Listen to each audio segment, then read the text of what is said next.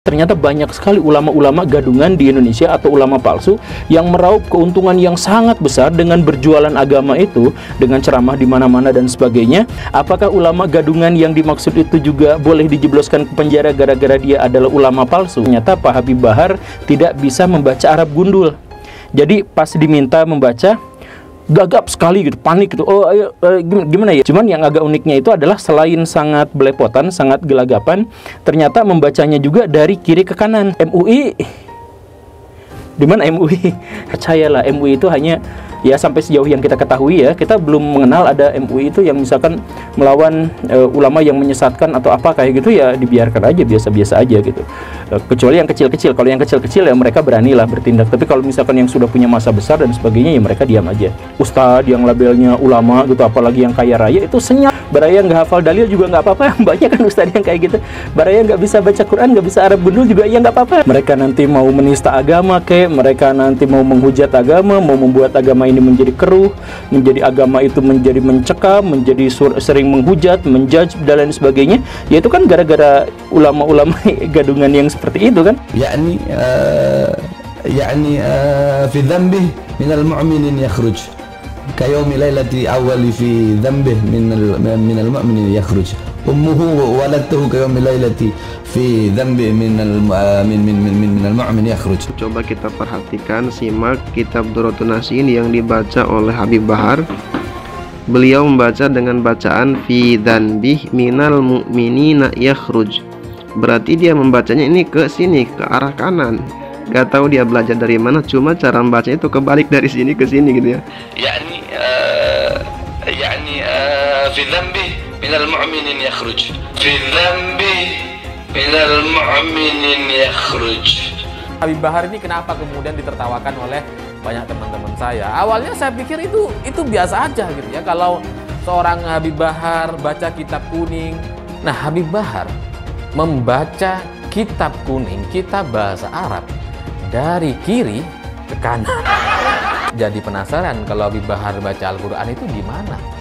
Apakah dari kiri ke kanan juga? Ya. Fidam di minal mu'min yakhruj ini emang emang secara susunan kata itu nggak memungkinkan gitu. Tuhan menakdirkan dia untuk dibuka aibnya di depan Refili Harun dan disaksikan oleh semua orang, dan kita akhirnya tahu bahwa Bahar nggak bisa baca kitab. Kalau dari sini gitu ya, setelah ini masih ada orang ngikutin Habib Bahar, saya bingung itu karena apa. Dari sisi keilmuan dia nggak ada, dari sisi nasab sudah dipertanyakan dan kemudian diragukan karena nasabnya terputus, nasab Ba'alawi. Dari sisi pengetahuan keilmuan juga jelas diragukan karena nggak bisa baca kitab. Jadi kalian mau ngikut soal apanya? Negara ini dibangun dengan pajak, menjadi APBN, kemudian untuk membangun. Dan yang berkontribusi pajak itu adalah paling tinggi etnis Cina, bukan habaib yang mengaku mulia. Lalu investasi itu dari mana yang ke Indonesia ini? 50% lebih berasal dari etnis Cina, yaitu dari Cina sendiri, Singapura, Hong Kong, dan Taiwan. Tidak tercatat dari Yaman Selatan. Mungkin kecil sekali atau bahkan tidak ada. Jadi, kalau ngomong mulia-mulia, itu siapa yang lebih mulia dalam berkontribusi membangun negara ini, menyediakan jutaan lapangan pekerjaan, mengasih pekerjaan kepada pribumi, pada makan, pada sekolah. Oleh karena itu bosen gua dengan klaim Habib-Habib yang mengaku keturunan Kanjeng Nabi Muhammad Sallallahu Alaihi Wasallam. Lebih baik kau memberikan kegiatan yang nyata, berkontribusi terhadap pembangunan negara, itu lebih rasional daripada mengaku-ngaku, daripada menyombongkan diri daripada merasa dirimu lebih mulia. Karena kebiasaan kamu menganggap pribumi Ahwal, keturunan Yaman yang sekarang ini berusaha mengajari kita untuk membenci negeri sendiri, Ibu Pertiwi ini. Janganlah mereka kita anggap sebagai saudara kita, karena mereka akan menjerumuskan kita, penduduk perindu pribumi ini yang selalu mencintai saudara-saudara sendiri di negeri ini meskipun berbeda-beda, terutama kepada orang-orang keturunan Yaman yang selama ini saya pantau dengan kepingin menjadi penguasa dan kepingin menjadi penikmat hidup di Indonesia ini, tapi mereka berusaha mengacaukan kita. Ini akan menjadikan negara kita hancur nantinya. Untuk itu saya mengucapkan lagi kepada turunan-turunan Yaman, tolong Anda di media sosial itu terlalu sembrono dalam omongan dan tutur kata, itu tidak ada menyejukkan hati bagi kami seorang pribumi Indonesia tercinta ini. Indonesia ini belum ada yang terbukti secara ilmiah bahwa dia adalah cucu dari baginda Nabi besar Muhammad sallallahu alaihi wasallam. Maka siapa saja yang mengaku sebagai cucu baginda Nabi ingin dipercaya, silahkan adakan tes DNA dan kita akan percaya dia menjadikan umat Nabi Muhammad dijadikan sebagai budak, bukan diangkat derajatnya, tapi dijadikan sebagai budak-budak manusia, diajak demo yang tidak ada manfaatnya, bukan demi agama, bukan demi Rasulullah, bukan demi apapun yang bermanfaat bagi yang diajak, tetapi hanya demi namanya semata. Maka ini memanfaatkan umat Islam untuk kepentingan pribadi. Para ulama tidak boleh diam lagi. Jangan lupa, umat Islam di jagat raya salatnya tidak akan diterima oleh Allah Subhanahu wa Ta'ala kalau tidak mau mendoakan Habib. Umat Islam mulai gaya, mulai mengkoreksi Habibnya, mulai mengkoreksi ulama-ulama dari anak cucu Nabi Muhammad SAW.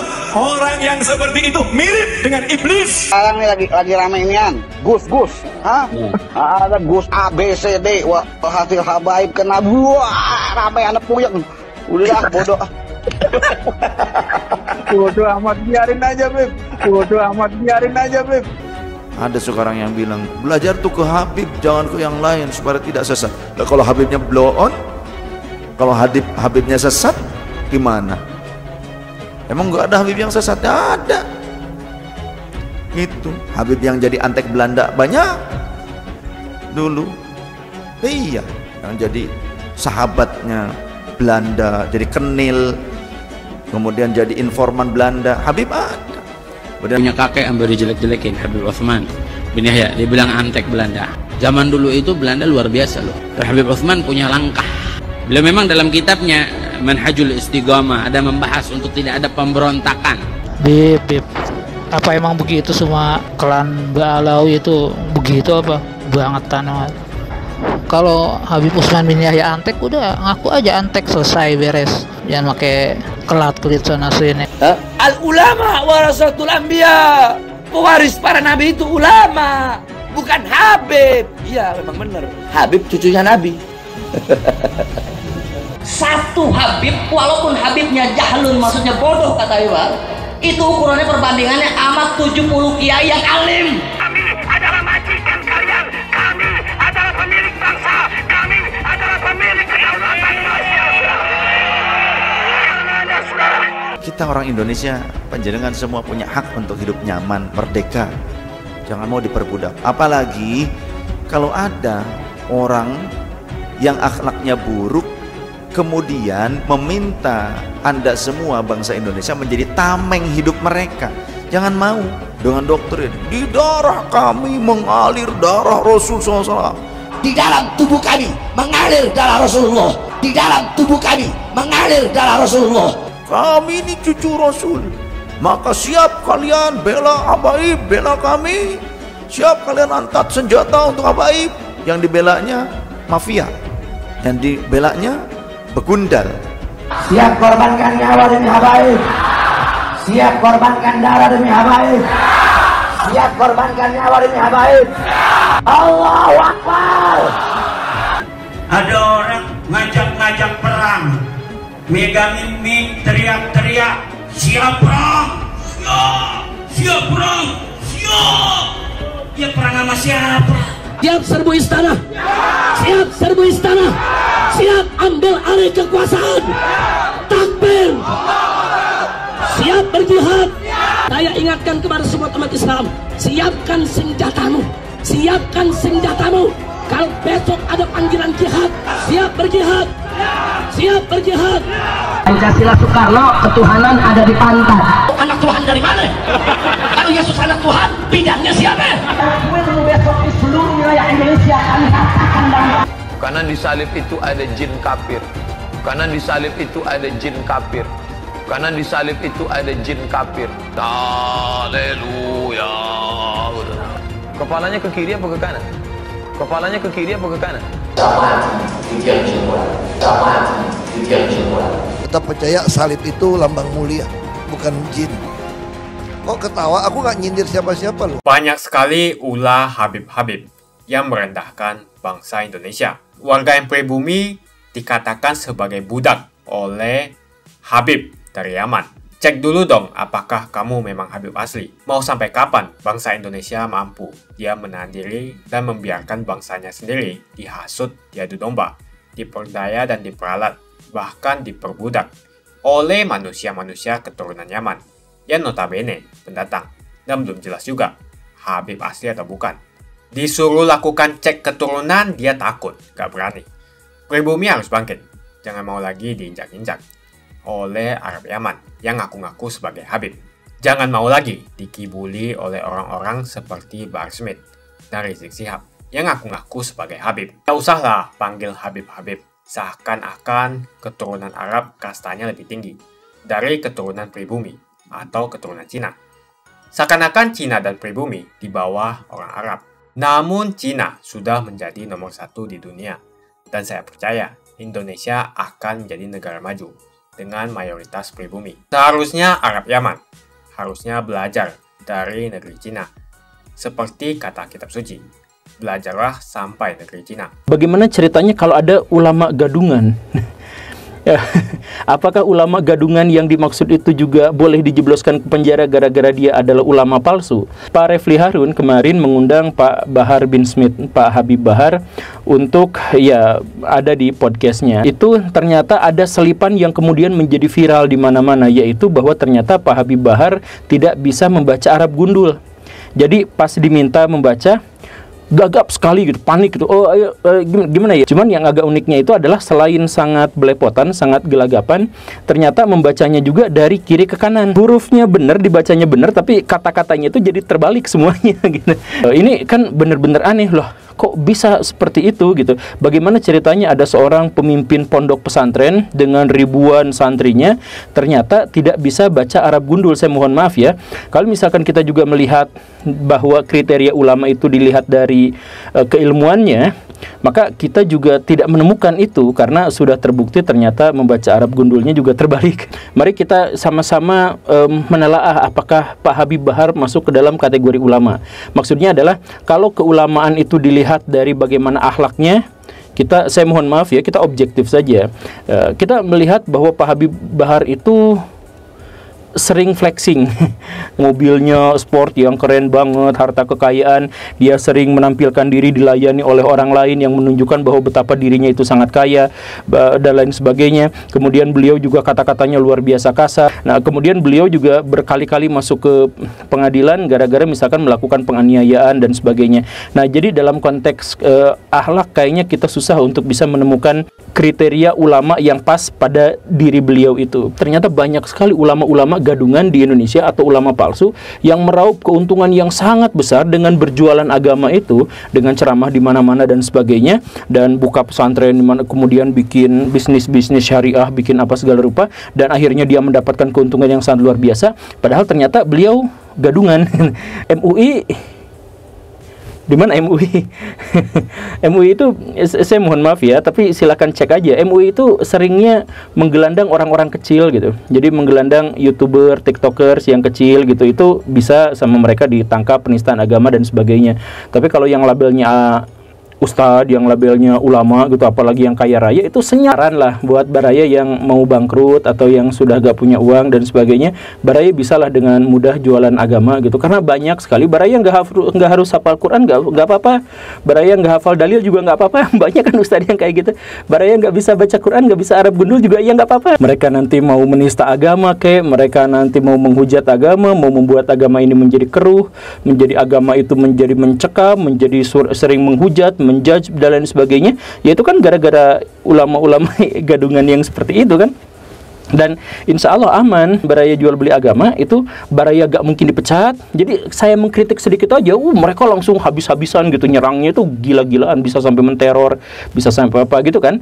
Jadi mereka melakukan kesalahan apapun pasti dibelain, mereka merusak agama seperti apapun pasti dibelain gitu. Jadi baraya juga kalau misalkan gabung ke mereka pasti dibelain gitu. Jadi tenang-tenang aja. MUI gak akan ngapa-ngapain baraya, percayalah. MUI itu hanya, ya sampai sejauh yang kita ketahui ya, kita belum mengenal ada MUI itu yang misalkan melawan ulama yang menyesatkan atau apa kayak gitu, ya dibiarkan aja, biasa-biasa aja gitu. Kecuali yang kecil-kecil. Kalau yang kecil-kecil ya mereka beranilah bertindak. Tapi kalau misalkan yang sudah punya masa besar dan sebagainya, ya mereka diam aja. Tapi sejauh ini yang kita lihat fenomenanya memang begitu. Dari dulu itu ya, undangnya Habib, karena di mata saya itu tua, luar biasa, hebatlah durian Nabi Muhammad SAW. Sehingga saya melupakan kiai-kiai lokal, kiai-kiai di kampung. Bahkan kalau ke Habib, saya biasanya ngasih uang amplopnya juga, ya amplopnya gede. Karena saya sangat mengistimewakan sekali itu Habib itu. Saya makin kesini berpikir, saya ini merasa menjadi orang yang tidak tahu diri, tidak tahu berterima kasih. Yang memberkahi daerah kami ini ya ulama-ulama lokal, ulama daerah kami. Ada yang wafat tetangga kami, yang tahlilnya, yang menguburkannya, menyolatkannya, ya itu bukan Habib, ya ustadz-ustadz kampung, ustadz-ustadz lokal. Tapi sekarang ini saya menjadi sadar, saya menjadi merasa berdosa dan menjadi merasa malu saya ke ulama-ulama lokal, ulama-ulama kampung, kiai kampung, khususnya di daerah saya. Tapi kenapa saya kalau pas ceramah itu, pas Mauludan dan yang lainnya undang Habib? Kenapa bukan mereka? Di sini sekarang saya baru sadar. Ternyata yang paling banyak berperan di kampung-kampung, di masyarakat, langsung yang bersosialisasi langsung dengan masyarakat, yang berjasa jelas ke masyarakat itu ya ulama-ulama kampung setempat, yang dia tidak mengharapkan upah, tidak pernah membanggakan nasab, ya, tidak pernah ceramah-ceramah dia menyakiti orang, menyinggung orang, menghujat pemerintah, menghujat yang lain, ya, ngata-ngatain NU liberal, nggak ada. Kenapa tidak diundang oleh saya? Lalu mereka yang paling berjasa. Maka insya Allah saya berazam ya, kali ini nanti Mauludan ini atau kedepannya saya akan lebih mengutamakan mengundang ustadz-ustadz atau kiai-kiai ulama-ulama setempat, ulama lokal, ulama kampung, ulama Nusantara lah. Ternyata setelah saya evaluasi dari hari ke hari, dari bulan ke bulan, ternyata yang lebih banyak berjasa, yang membantu masyarakat adalah ulama setempat, kiai kampung yang katanya yang sarungan itu, yang kalau ceramah tidak minta upah, tidak minta neko-neko, ya, tidak minta tidur di hotel yang mewah-mewah, yang ada fasilitas kolam renang, nggak ada. Itu sudah saatnya saya untuk mengangkat harkat derajat ulama-ulama setempat, ulama lokal. Itu yang harus dihormati, yang harus dihargai oleh kita. Maka dari mulai saat ini kita harus mengangkat harkat derajat mereka. Kita harus bantu perekonomian mereka. Apalagi di bulan-bulan Maulid ini. Mereka adalah ulama kita, ulama Nusantara, ulama terah dari Wali Songo. Ya, itu yang harus kita perhatikan. Oleh karena itu, saya menghimbau saudara-saudara saya, ayo angkat harkat derajat dan martabat ulama-ulama kita, ustadz-ustadz kita, ustadz yang katanya ustadz kampung Kiai Sarungan, yang kobongnya juga sangat sederhana sekali, yang tidak pernah minta sumbangan-sumbangan ke siapapun, tidak dawir, tidak maksa-maksa, dikasih diterima, ya, dengan hidup sederhana mereka, tidak mewah-mewah, tetapi sebetulnya mereka itu orang yang ikhlas menurut saya. Sebelum kita membahas tentang Bahar Smith, Rizik Syihab, dan Abdul Somad, terima kasih banyak buat kalian yang sudah like dan subscribe. Saya mau tanya, sebutkan apa sih yang membuat kalian senang dengan mereka? Apa sih kelebihan mereka? Apakah kalian senang dengan hujatan-hujatan mereka? Tuliskan opini kalian di kolom komentar. Banyak sekali ulah Habib-Habib yang merendahkan bangsa Indonesia. Apalagi ada Habib-Habib lain yang menghina pribumi.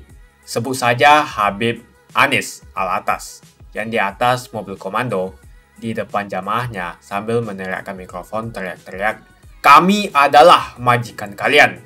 Kami adalah pemilik bangsa. Kami adalah pemilik kedaulatan," ucap si Habib Hanif. Coba cek dulu keturunan si Habib Hanif ini. Dia ngaku-ngaku Habib. Apa betul dia keturunan Nabi? Hanif Alatas ini sudah merendahkan pribumi, seakan-akan derajatnya di atas pribumi. Habib-Habib ini sering sekali menggelar aksi unjuk rasa yang dinamakan sebagai aksi bela rakyat. Rakyat yang mana yang kamu bela? Lagian tujuan dari demo itu untuk mendesak Presiden Jokowi untuk turun dari jabatannya. Yang jelas dalam video tersebut, Hanif Alatas meneriakkan bahwa dia adalah majikan. Warga yang pribumi dikatakan sebagai budak oleh Habib dari Yaman. Cek dulu dong apakah kamu memang Habib asli. Para pengikut dan umatnya lebih parah lagi, mau saja dijadikan budak oleh Hanif Alatas. Pribumi harus bangkit, jangan mau lagi diinjak-injak oleh Arab Yaman yang ngaku-ngaku sebagai Habib. Saya mengajak para pribumi untuk bangkit, memiliki jiwa nasionalisme, rasa persatuan, dan kesatuan yang tinggi.